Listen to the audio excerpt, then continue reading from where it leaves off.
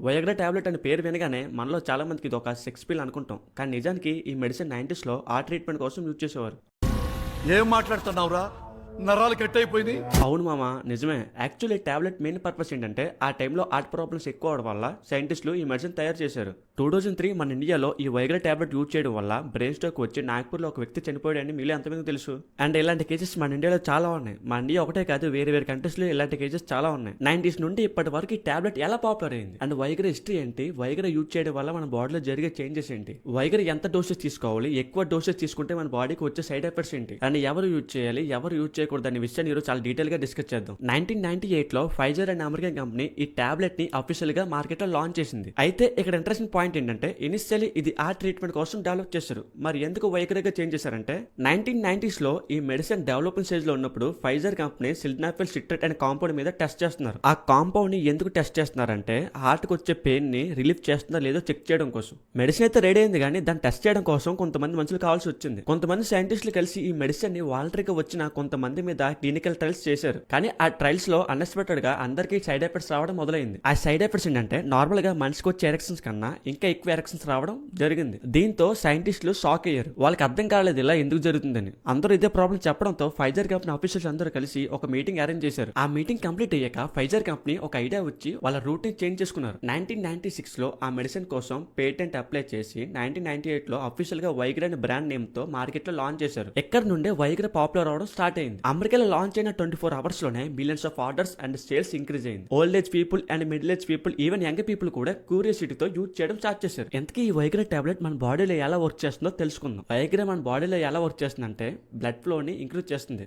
సింపుల్గా చెప్పాలంటే మనం ఎప్పుడైతే సెక్సువల్ ఎగ్జైట్ అయినప్పుడు బ్రెయిన్ నుండి మన ప్రైవేట్ పార్ట్కి సిగ్నల్స్ పంపిస్తాయి. దానివల్ల ఆ పార్ట్లో బ్లడ్ వెజల్స్ డైల్యూట్ అవుతాయి. కానీ కొంతమందికి ఎరెక్టల్ డీఫంక్షన్ అనే ప్రాబ్లం కొంతమందికి ఉంటుంది. ఆ ప్రాబ్లం ఉన్న వాళ్ళకి బ్లడ్ వెజల్స్ ప్రాపర్గా ఓపెన్ అవ్వవు. అలాంటి వాళ్ళకి ఈ వైగ్రా చాలా బాగా ఉపయోగపడుతుంది. ఎప్పుడైతే వైగ్రా యూజ్ చేస్తారో వైగ్రాలో ఉన్న సిల్డనాఫిల్ సిట్రేట్ అనే కెమికల్ బ్లడ్ వెజల్స్ని రిలాక్స్ చేయడం స్టార్ట్ చేస్తుంది. దాంతో మేల్ ప్రైవేట్ పార్ట్లో బ్లడ్ ఫ్లోని ఇంక్రీజ్ అవుతుంది.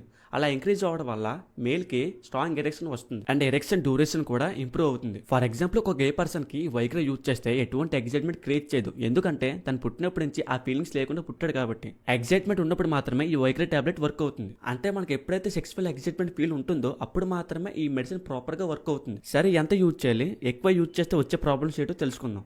జనరల్గా డాక్టర్స్ రికమెండ్ చేసేది 25 మిలీగ్రామ్స్ నుండి 100 మిలీగ్రామ్స్ వరకు మాత్రమే రికమెండ్ చేస్తారు. బిగినర్స్కి అయితే 25 నుండి 50 వరకు. రెగ్యులర్గా యూజ్ చేసే వారికి అది కూడా డాక్టర్ అడ్వైస్తో మాక్సిమం డేకి 100 మిలీగ్రామ్స్ సరిపోతుంది. ఒక డేకి ఒక టాబ్లెట్ మాత్రమే యూజ్ చేయాలి. లిమిట్ క్రాస్ అవుతే మాత్రం సైడ్ ఎఫెక్ట్స్ చాలా దారుణంగా ఉంటాయి. ఈ టాబ్లెట్ సెక్సువల్ యాక్టివిటీకి 1 అవర్ ముందు తీసుకోవాలి. ఎఫెక్ట్ వచ్చేసి 4 అవర్స్ వరకు ఉంటుంది. ఎక్కువ యూజ్ చేయడం వల్ల వచ్చే ప్రాబ్లమ్స్ ఇది చాలా ఇంపార్టెంట్. ఇన్ కేస్ వైగ్రా టాబ్లెట్ని ఓవర్ డోస్ తీసుకుంటే చాలా సీరియస్ సైడ్ ఎఫెక్ట్స్ వచ్చే ఛాన్సెస్ ఉన్నాయి. వాటిలో హెడేక్ రావడం, బీపీ తగ్గడం, చెస్ట్ పెయిన్ ఇంక్రీజ్ అవ్వడం, ఐ విజన్ బ్లర్ అవ్వడం, నోస్ బ్లాక్ అవ్వడం ఇలాంటి కేసెస్ చాలా ఉంటాయి. ఇన్ కేస్ మీరు 200 mg నుండి 300 mg లాంటివి తీసుకుంటే హార్ట్ అటాక్ వచ్చే డేంజర్ కూడా ఉంటుంది. మెయిన్గా కిడ్నీ ప్రాబ్లం ఉన్నవాళ్ళు లేదంటే లివర్ ప్రాబ్లం ఉన్న వాళ్ళు ఈ టాబ్లెట్కి చాలా దూరంగా ఉండాలి. అలాంటి వాళ్ళకి ఈ టాబ్లెట్ చాలా డేంజర్ ఒకటే కాదు, డెడ్ అయ్యే ఛాన్సెస్ కూడా ఉన్నాయి. అండ్ ఇంకోటి, ఈ వైగ్రా టాబ్లెట్ని ఎప్పుడు కూడా ఆల్కహాల్తో కలిపి తీసుకోకూడదు. ఇంకా తీసుకుంటే కనుక 70% ఛాన్సెస్ ఉన్నాయి చనిపోవడానికి. ఇలానే నాగ్పూర్కి చెందిన ఒక వ్యక్తి తన ఆఫీస్ నుండి ఇంటికి తిరిగి వచ్చాక ఆ రోజు నైట్ తను ఫుల్గా తాగి 2 వైగ్రా టాబ్లెట్ని విత్ ఆల్కహాల్తో తీసుకున్నాడు. దాంతో తనకి సివియర్గా హార్ట్ పెయిన్ రావడం అండ్ అటాక్ వచ్చి చనిపోయాడు. పోస్ట్ మార్టం రిపోర్ట్లో డాక్టర్స్ ఏం చెప్పారంటే తను వైగ్రా డోసేజ్ ఎక్కువ తీసుకోవడం వల్ల బాడీలో బ్లడ్ ప్రెషర్ ఎక్కువయ్యి హార్ట్ అటాక్ వచ్చి చనిపోయాడని చెప్పారు. ఇలాంటి కేసెస్ చాలా ఉన్నాయి. యూఎస్ఏలో ఒక పర్సన్ తనకు ఆల్రెడీ హెచ్ఐవి ఉంది, హెచ్ఐవి మెడిసిన్స్ కూడా తీసుకుంటున్నాడు. అయితే ఒక రోజు హెచ్ఐవి టాబ్లెట్స్ తో పాటు ఈ వైగ్రా టాబ్లెట్ యూజ్ చేశాడు. దీంతో ఆ నెక్స్ట్ మార్నింగ్ హార్ట్ పెయిన్ తో చనిపోయాడు. ఒక ఇంపార్టెంట్ విషయం ఏంటంటే మీరు ఎప్పుడైనా వైగ్రా టాబ్లెట్ ని యూజ్ చేసే ముందు దాని ఎక్స్పైరీ డేట్ చెక్ చేయండి.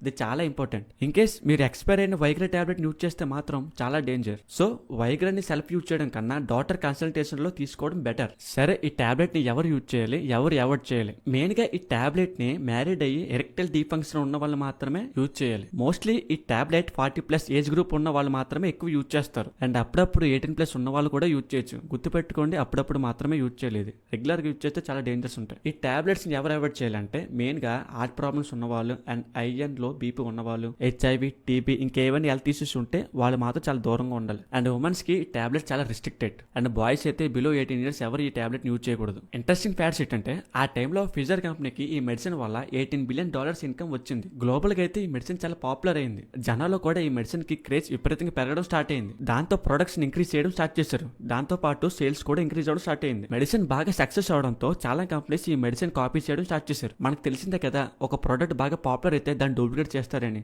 ఇలానే కొన్ని కంపెనీస్ వైగ్రాని కూడా డూప్లికేట్ చేసి మార్కెట్ లో సెల్ చేయడం స్టార్ట్ చేశారు. మన మార్కెట్ లో కొనే ప్రతి వైగ్రా టాబ్లెట్ ఒరిజినల్ కాదు, వాటిలో కూడా కొన్ని డూప్లికేట్స్ ఉంటాయి. కొనే ముందు కొంచెం చూసి కొనుక్కోండి. అండ్ ఈ డూప్లికేట్ వైగ్రా టాబ్లెట్స్ వల్ల పాయిజన్ అయ్యి చాలా మంది గ్లోబల్ గా ఎఫెక్ట్ అయ్యారు. Mostly heart patients and BP sugar patients ఈ టాబ్లెట్స్ కి దూరంగా ఉండాలి, అది ఒరిజినల్ అయినా డూప్లికేట్ అయినా. మెయిన్ గా బ్లడ్ ఫ్లో చేంజెస్ వల్ల హార్ట్ అటాక్ వచ్చే ఛాన్సెస్ ఎక్కువ ఉన్నాయి. ఒక ఇంట్రెస్టింగ్ మ్యాటర్ ఏంటంటే నాసా కూడా ఈ మెడిసిన్ ని స్పేస్ లో ఆస్ట్రోనట్స్ మీద టెస్ట్ చేసింది బ్లడ్ సర్క్యులేషన్ కోసం.